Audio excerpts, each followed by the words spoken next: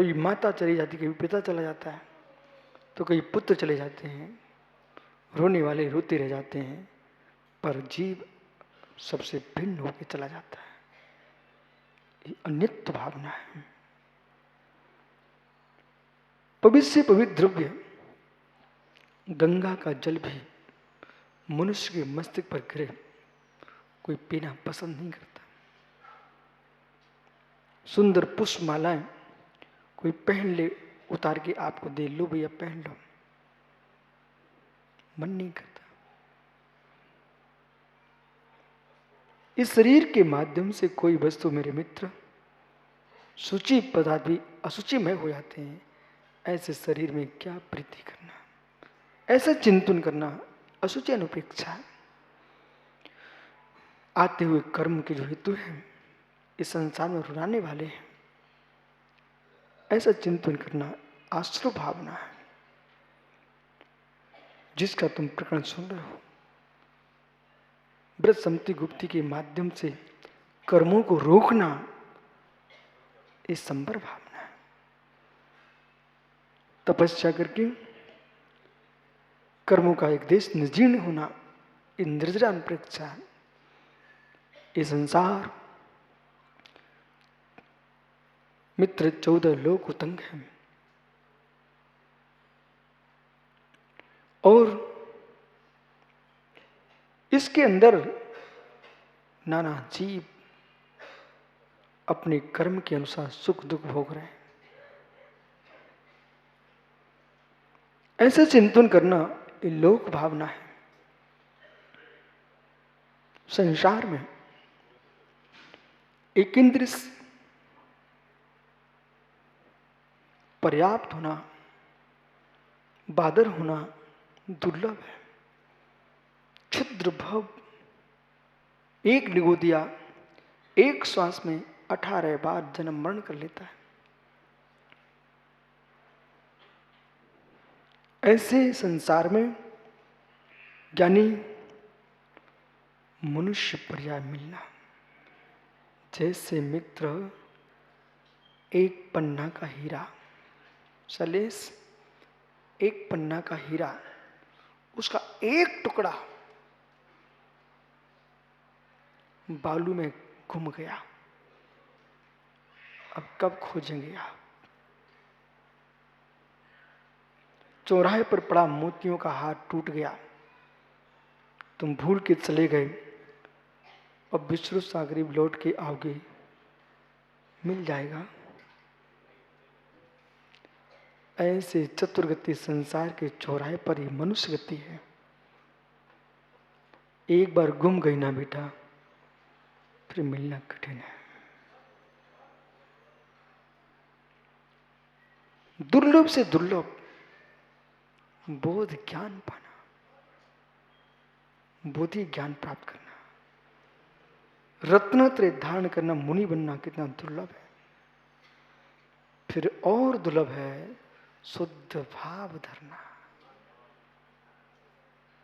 शुद्ध भाव धरना। शरीर धरा रह जाता है, मन कहां कहां भटकता है जीव का। कोई उपास किए है, भोजनालय की रबड़ी दिखाई दे रही है, मित्र संयम स्वीकार किए है, कोई कानी नारी दिखाई दे रही है, उस परिणामों से मिलो। कठिन साधना है भावों को पवित्र करके रखना। साधना के राग में भी परिणाम खराब नहीं होना चाहिए।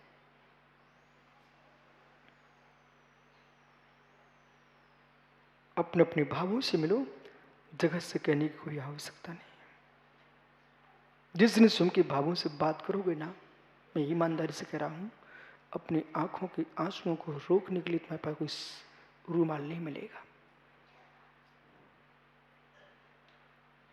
तुम हंसी खुशी में जी रहे हो, अंदर का पता ही नहीं है। जिस दिन जान लोगे कि ओहो मेरी दशा ये है, मैंने पढ़े प्राचीन शास्त्र, बाप रे, हो। प्रत्युष बेटा, असंख्यात लोक प्रमाण अद्वैसा भाव है। जी भेष बना के रखे, ये बहुत बड़ी बात है। भावों से कौन कितना त्यागी है। तब मालूम चलेगा कि धर्म क्या है। बहुत ही दुर्लभ भावना, धर्म भावना। चिंतामणि रत्न चिंतन करने से फल देता है,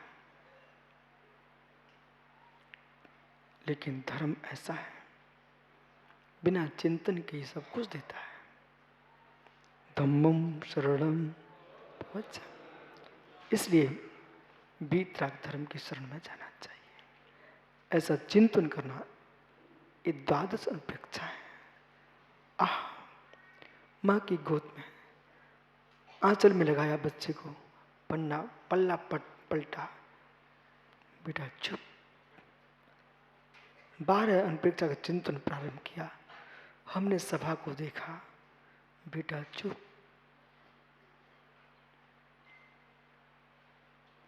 ऐसा चिंतन करेगा, बैराग संतान की मृत्यु हो ही नहीं सकती।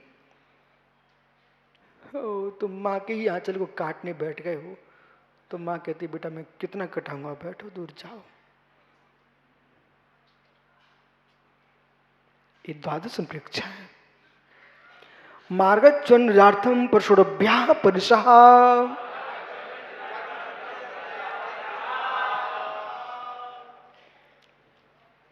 फिर बंदर उछला। मार्गच्युन, मार्ग से च्युत न हूं, निर्जना के लिए वीतरागी मुराद परिसय जय को प्राप्त होते हैं। चित पिपासा शीतोष्ण जनस्मृति स्त्री चर्या निषद्या क्रोश बदयाचना लाभ रोग तन स्पर्श मल सत्कार पुरस्कार प्रज्ञा ज्ञान दर्शनानानि।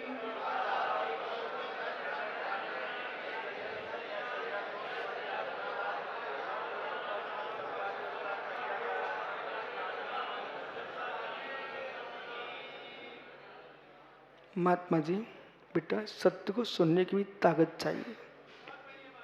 बहुत सारे लोग खाली है मंच, नहीं आ पाए। बोले क्यों? मूलाचार है। ताकत चाहिए सुनने की, योग्यता चाहिए, और जिनमें कमी है वे सुन नहीं पाएंगे। छुदा ध्यान दो। अल्प समय मुझे पूरे सूत्र करना है, लेकिन विषय आनंद भी लीजिए। पराधीन मुनवर की चर्या, पर घर जाए मांगत कछु नहीं। अंजलि लगा के चले गए। जैसा श्रावक दे रहा है सहज लेके आ गए। ये मत सोचना भागचंद जी कि मुनिराज चले जाएंगे आहार कराएंगे, ब्रह्मचारी चले जाएंगे आहार कराएंगे। नहीं, ये सब अपनी बुद्धि का देंगे, तुम्हारी बुद्धि से नहीं मिलता। हूं हाँ करोगे तो बेहतर बनोगे। देखो भाई, आगम में हाथ मत नहीं चलते। दिगंबर मुनि आहार लेने गया है, शांति से। किसी भी संप्रदाय में साधु को भोजन देखने की भीड़ नहीं लगती, कहीं पंचाचार नहीं होते। ये वीतरागी श्रवण जब आहार को निकलते हैं, दुनिया हाथ जोड़े खड़ी रही, देने वाले लाइन लगाए हुए हैं, लाइन लगाए। कितनी लंबी लाइन लगी थी। मुझे आवाज सुनाई पड़ रही थी, भैया निकल चलो, अभी बाहर 100-200 आदमी खड़े हुए हैं। तब मुझे लगता है कि विष्णु सागर जी मित्र, जब भी लाइन लग के तुम्हें कोई आहार देने आए, भगाने वालों कहते हैं भाई ठहर बेटा, अंतर देखो। एक लाइन में लगा है कि एक टुकड़ा मिल जाए, गरीबों को भोजन जहां बंटता है, और एक के लिए लोग लाइन लगाए हैं एक टुकड़ा देने को मिल जाए।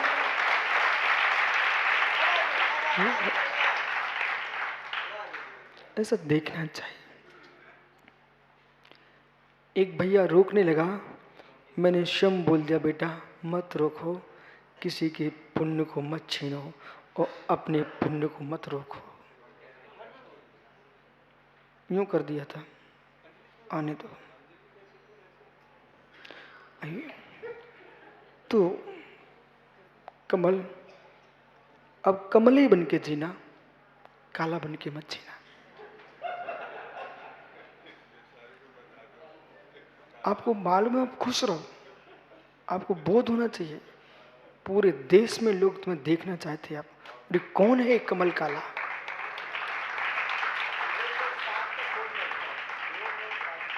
हर व्यक्ति की निगाहें आपके ऊपर। मित्र, लाज रखना, इतने सरल होकर जीना, इतनी सरल होकर जीना। एक सुब्रत सागरी बीच में एक छोटी सी बात,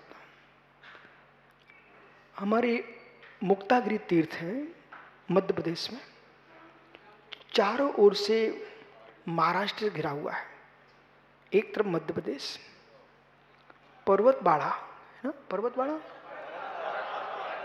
पर्वतबाड़ा एक गांव का नगर है, नाम है, आप समझ गए हैं? आप समझ गए ना? आइए, तो वहां पर समाज के बहुत अच्छे अच्छे लोग रहते हैं। उस नगर में एक गंगवाल जी थे, आप ही जैसे लंबे दादा। आचार्य विराग सागर जी को क्षुल्लक अवस्था से जानते थे। एक शराबी उनका दुपट्टा उठा ले गया, वे सो चुके थे, वे साइकिल से आ रहे थे, उन्होंने देखा कोई क्षुल्लक जी का दुपट्टा है, उन्होंने ले लिया उससे। उधर क्षुल्लक जी लंगोटी लिए चले आ रहे थे। बोले महाराज जी आपका है? बोले है तो, अब मैं क्या करूं, उठा ले गया। चलो कोई बात नहीं। मुक्त अमरावती में हमने चातुर्मास किया, विष्णु सागर थे, ये तो इनके बिना तो रामायण हो ही नहीं सकती ना पूरी, ये साथ में थे। तो वहां पर गंगवाल जी आए, दादा थे, वहां उन्होंने 10 दिन तक चौका भी लगाया इसी प्रदूषण में। जैसे कितने नगरों के लोग 10 दिन के लिए चौका लगाने, मुझे मन मालूम कोई रिद्धियां होती ऐसे आगम होता तो कोई का चौका खाली हो, सब घर पहुंच जाता है। लेकिन क्या करूं मैं, कमरे में पड़े सोते रहना, पर सामने वाले को समय मत देना। जब तक 1 आध घंटे बाहर बैठा ना रहे तब तक गेट नहीं खोलना। कमरे में क्या हो रहा है, वो लोग सो रहे थे आराम से, इसलिए इसमें मायाचारी रहती है। जीवन में कमल भैया काला मत बनना, हाँ वंश के गोत्र काला बने रहना, पर काला मत बनना, कमल रहना, ठीक है? बैठ जाओ।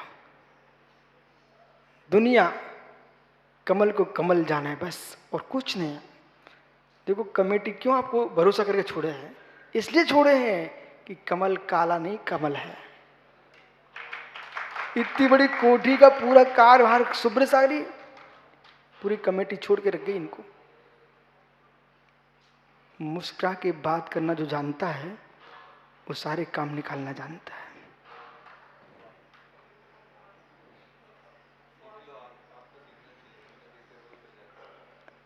क्षुधा मित्र, आइए। ग्रीष्म की तपन, पेट में आग लगी, चर्या को गए तब भी भोजन नहीं मिला। क्षुधा पर जय, फिर भी कभी खेद नहीं रहते। पिपासा, तृषा, चट्टानें चटक रही है गर्मी से, बेमुरझा जमीन पर, नीचे जमीन गर्म, ऊपर सूर्य, बीच में लू के थपेड़े चले जा रहे हैं ग्रीष्म की तपन में, पर पानी की बूंद कंठ में नहीं गई, तब भी मुस्कुरा के जी रहे। ऐसे मुनि को कोटि कोटि प्रणाम।